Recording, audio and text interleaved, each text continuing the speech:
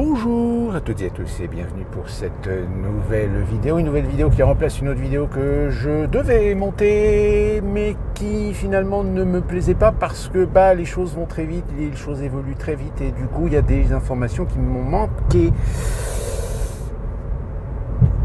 Nous sommes le 3 novembre, dans 2 jours, ça va être la délivrance et je peux vous dire que vivement que ça se passe parce que on sent la tension, on sent surtout la tension chez les démocrates qui, depuis ces dernières 72 heures, multiplient les interventions, multiplient les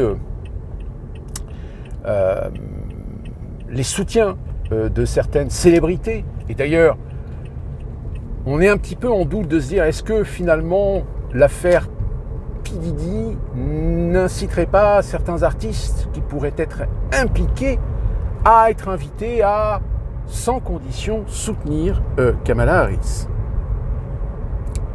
C'est une supposition. Mais, comme je vous l'avais expliqué dans ma vidéo Dernière ligne droite, qui a maintenant peut-être une petite semaine, ce qui est en train de se monter dans ces dernières 72 heures montre que les démocrates, finalement, sont pas tranquilles. Ils sont pas tranquilles parce que je pense que dans les coulisses du Parti démocrate, on sent qu'il y a une conscience que finalement rien n'est joué. Comme je vous l'avais dit, oui, aujourd'hui, on peut affirmer que Kamala Harris n'a pas réussi à mobiliser plus que cela l'électorat progressiste. On le sait, il y a déjà un écueil avec ces Américains qui soutiennent la Palestine et vu le positionnement de Joe Biden et de Kamala Harris là-dessus, ça pose un gros problème. C'est-à-dire que là, les démocrates ont peur que cet électorat finisse par manquer. Ils ne peuvent plus jouer que sur quoi ? Sur finalement exactement la même stratégie que vous avez connue en France lors des 2 dernières élections présidentielles, c'est-à-dire il faut faire barrage. Il faut absolument faire barrage à Donald Trump. Et force est de constater que le narratif s'accentue de plus en plus là-dessus. Alors oui, il y a des propositions de réduire les impôts, des propositions de réguler le prix des produits de première nécessité, etc. Mais le problème, c'est que c'est comme en France, c'est pareil. C'est comme, vous savez, les filles qui vous promettaient un SMIC à 1600 € net. Non, on est d'accord que c'est important. Ce sont des propositions qui, en effet, sur lesquelles on peut débattre. Mais on peut débattre à ce point que tu finances comment ? Parce que réduire des impôts, vous savez, l'effet balance. Dans votre foyer, par exemple, si demain vous vous rendez compte que vous dépensez plus que ce que vous gagnez, on est d'accord qu'il y a un moment donné, vous êtes obligé de prendre conscience qu'il y a un problème. Qu'il va falloir, à un moment, réduire vos dépenses, faire des économies et se sacrifier sur certaines choses. Sauf que le problème, on est d'accord que sur un électorat, c'est toujours compliqué de dire aux gens, oui, mais d'accord, mais vous comprenez que on ne peut pas tout avoir, surtout dans la situation économique actuelle, où on est obligé, pour aller dans un sens, compenser sur d'autres choses. Sauf que comme on est dans un électorat qui en partie est un électorat infantilisé, hypersensibilisé, et qui ne peut pas concevoir à un moment donné perdre des conforts, des loisirs, des plaisirs. Donc du coup, oui, si tu comptes sur cet électorat, forcément, tu es obligé à un moment donné de les trahir une fois que tu es élu. Et ça, malheureusement, ça fait depuis maintenant 20 ans qu'une catégorie d'Américains l'ont compris. Et c'est la raison pour laquelle certains de ces Américains, aujourd'hui, vont voter Donald Trump. Parce que Donald Trump n'est pas un homme politique. Tout du moins, il ne fait pas partie du sérail. C'est exactement ce que je vous disais déjà en 2016 ou en 2020. C'est qu'il emmerde l'establishment parce qu'il n'est pas du sérail, parce qu'il n'est pas de la sphère politique. Et que par conséquent, alors oui, on a déjà des antécédents, c'est-à-dire on a déjà un recul. Il a été au pouvoir pendant 4 ans, alors il a fait certaines choses, en effet. Pour lutter contre le désastre de la pandémie sur le plan économique, il n'a pas hésité à mettre la main à la poche. Mais ça, il y a beaucoup d'Américains qui, j'ai l'impression ici, l'ont oublié. Hein, je vous avais expliqué. Enfin, si vous êtes nouveau sur cette chaîne, moi je vous le dis, j'ai perdu mon boulot parce que le cinéma avait fermé. J'ai bénéficié de ce que Donald Trump avait mis en place pour ne pas me retrouver à la rue. Pour ne pas perdre l'intérêt de pouvoir dépenser, de pouvoir consommer. Mais ça, évidemment, Donald Trump a soutenu l'économie américaine pendant la pandémie. Bon, par contre, évidemment, financièrement, il faut le compenser, comme partout. Alors attention, je ne dis pas que Donald Trump est un bon président. Je ne dis pas qu'il est le candidat qu'il faut aux États-Unis. Le candidat qu'il faut aux États-Unis, c'est quelqu'un qui soit un peu plus réaliste, qui soit charismatique, qui ose dire les choses. C'est-à-dire ce que je viens de vous dire, c'est-à-dire dire aux Américains, ok, maintenant, si vous voulez qu'on sorte de l'ornière, va falloir bûcher, va falloir faire des concessions. Il va falloir renforcer certains principes économiques, et voire même économiques, internationales, financières et géopolitiques. Et très clairement, ce qui emmerde les démocrates, c'est d'avoir dans leur électorat, comme je vous l'ai dit, des Américains qui sont pro-palestiniens, et donc contre Israël, alors que Israël, oui, le lobby juif, les influencionnistes, etc., j'ai envie de dire, les démocrates, ou tout du moins Harris, allaient un petit peu le cul assis entre deux chaises. Alors que Donald Trump, lui, on le sait, c'est clair, net, précis, il est pro-israélien. Donc au moins, quand tu votes pour lui, tu sais que tu votes plus pour le camp d'Israël que pour le camp palestinien, musulman,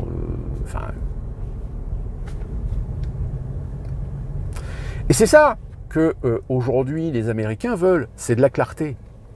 C'est un discours vrai.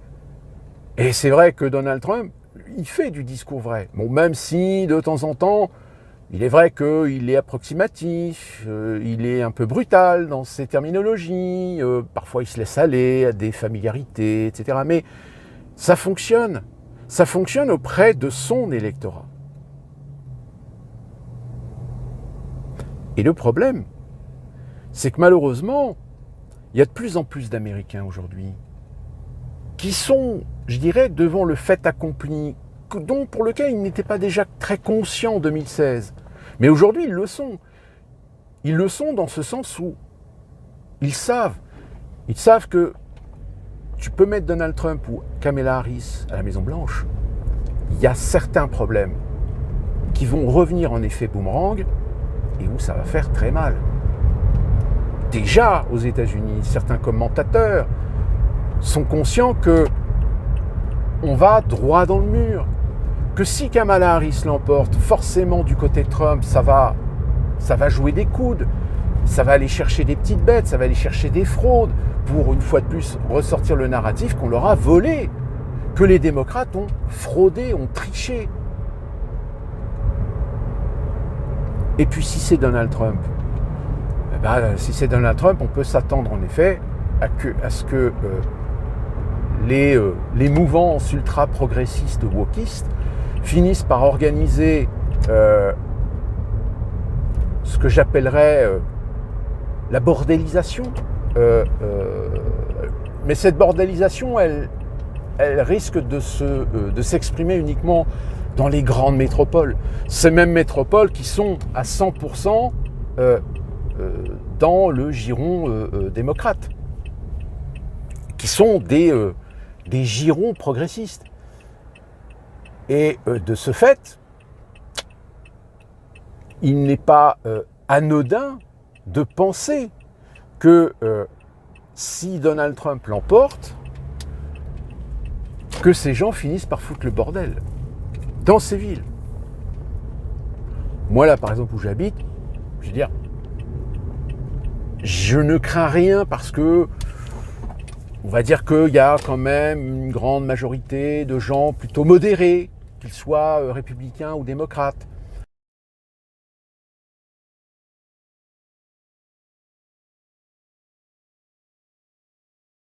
Donc à partir de là, il y a une conscience que l'un ou l'autre, de toute façon, va y avoir à un moment donné des questions qui vont se poser obligatoirement et auxquelles, malheureusement, ni l'un ni l'autre n'a les réponses à ces questions.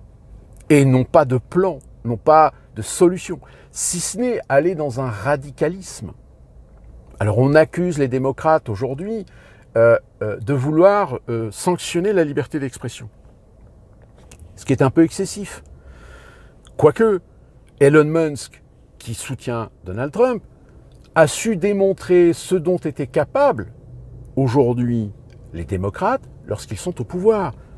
Souvenons-nous, et ça malheureusement même les médias français ont la mémoire courte sur les fameux Twitter Papers, ces fameuses révélations d'un interventionnisme, d'un placement d'agents, ex-agents de la CIA ou du FBI dans les infrastructures, dans l'administration de Twitter pour contrôler le narratif et jouer l'idée pro-progressiste contre Donald Trump. Preuve en est, c'est que même Donald Trump avait perdu son compte Twitter. Donc si vous voulez, on a beau aborder toutes les thématiques. Ces thématiques, médiatiquement, elles sont simplifiées, elles sont vulgarisées parce qu'on veut pousser l'opinion à aller dans un sens plutôt que dans un autre. Alors que l'autre sens, c'est quoi? C'est la mesure, c'est la raison gardée, c'est le libre arbitre. Et tous les Américains qui aujourd'hui sont encore capables de réfléchir par eux-mêmes, aujourd'hui ils le savent. Ils savent qu'ils sont dans une impasse politique et institutionnelle. Ils savent qu'ils sont en face d'une crise d'identité américaine. Et que peut-être le point de non-retour a été dépassé depuis longtemps. Quand vous avez Kamala Harris qui essaie de discréditer Donald Trump en disant que ce mec était fou, que mentalement, que psychologiquement, il ne peut pas être à la tête du pays, c'est quand même la même Kamala Harris, vice-présidente du président Joe Biden, qui pendant 4 ans a occulté l'état psychologique, psychique d'un président dont tout le monde ne pouvait pas contredire le fait que le gars, il n'était pas opérationnel. Et encore une fois, dernièrement, il a voulu répondre au fait qu'un comique, pendant le meeting au Madison Square Garden, a considéré les gens de Puerto Rico comme étant des poubelles. C'était un humour mal placé, c'était un humour pas drôle, mais il a fini par traiter tous les électeurs de Donald Trump de poubelles, enfin de merde. C'est ce président-là, président des États-Unis d'Amérique, qui donc considère que les gens qui votent pour Trump sont de la merde.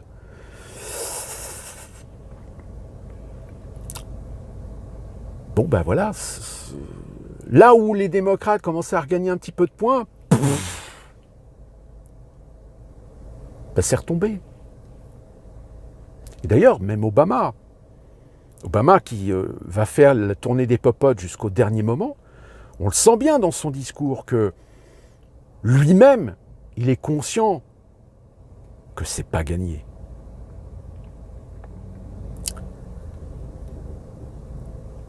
Ouais, la tension, on la sent. On la sent tous les jours. On la sent dans les attitudes, dans les comportements des Américains. On le sent même dans les entourages. Les gens ne se parlent plus parce que ont des points de vue divergents sur la façon dont l'élection doit se dérouler, sur qui je vais voter. Je vais voter pour Trump. Oui, pourquoi tu votes pour Trump? Très rarement, vous tombez sur des gens qui vont vous donner quand même des arguments non négligeables, qui peuvent tenir la route. Et idem sur Kamala Harris. Moi, Kamala Harris, en effet, tu peux voter pour elle. Pourquoi? Parce que c'est une femme, parce que c'est une femme de couleur. Donc, c'est génial. Historiquement, ça sera historique d'avoir la première femme présidente des États-Unis. Oui, sauf que le problème, c'est que tu peux mettre la première femme des États-Unis, qui plus est de couleur, si elle est incompétente à gérer le pays pendant 4 ans, est-ce que ça vaut le coup? Est-ce que ça vaut le coup de prendre le risque? Même si tu sais que Kamala Harris sera exactement dans la même position que Joe Biden, c'est-à-dire que ce n'est pas elle qui va diriger le pays, c'est l'État profond. Alors ça, pareil, il y a des Américains qui le savent. C'est ces mêmes Américains qui vont voter Donald Trump, mais qui ont voté Donald Trump en 2016 en croyant que Donald Trump allait faire la guerre à l'État profond, mais finalement l'État profond a dit à Donald Trump, écoute Coco, tu fais ce que tu veux, mais par contre, pas touche. Pas touche à notre pouvoir, pas touche à notre contrôle, pas touche à nos agents dans le système. Sinon, on te liquide. Si vous voyez Donald Trump gagner cette élection, ça sera pareil. On lui fera comprendre que, bon, écoute, t'as envie de foutre le bordel dans le pays, vas-y, mais tout ce qui touche le contrôle du pays, le contrôle de la géopolitique, etc., pas touche. Et attention, quand je dis contrôle de la géopolitique, aujourd'hui, les Américains, ou tout du moins l'establishment américain, sait que l'Ukraine, il n'y a pas d'issue de secours. Donc à un moment donné, il va falloir mettre un terme à cette guerre. Parce que déjà, Zelensky, il commence à pleurer parce que il n'a pas assez de chair à canon. Donc vivement le 5 novembre. Et peut-être qu'on se retrouvera dans la prochaine vidéo, dans cette époque post-élection. Dites-vous bien que le résultat, peut-être qu'on ne l'aura pas le mardi soir. On l'aura certainement le mercredi. Mais très clairement, et je vous le dis en toute sincérité, l'Amérique dans laquelle on est là, maintenant au moment où je vous parle, ne sera plus la même mercredi prochain ou jeudi prochain. Les visages vont changer, la situation va changer, et qui confirme bien l'aspect historique de cette élection. D'ici là qu'on se retrouve dans une autre Amérique, portez-vous bien et soyez prudents.